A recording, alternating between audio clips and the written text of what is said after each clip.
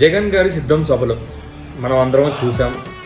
ఆటి గ్రాండియర్, ఆటి స్కేల్ నా భూతో నా భవిష్యత్తు. ఇకపోతే జెండా అనే పేరు మీద పవన్ కళ్యాణ్ గారు, చంద్రబాబు నాయుడు గారు సభ నిర్వహించారు. ఆ సభలో నేను ఒక విచిత్రమైన ఒక సన్నివేశాన్ని చూశాను.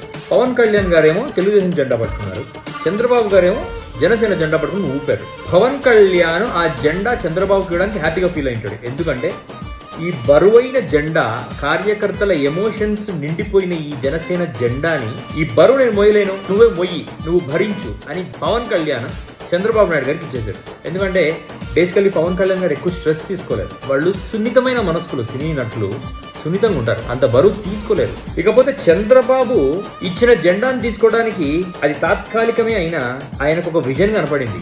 ఇతను ఎలాగో వృద్ధుడైపోయాడు, పార్టీ మెయిన్ ప్రోగ్రామ్కి లోకేష్ రాలేకపోయాడు, ఇక నెక్స్ట్ ఈ జెండా నాదే అని అతని మనసులో ఒక చంద్రముఖికి గంతులు వేసి ఉండొచ్చు.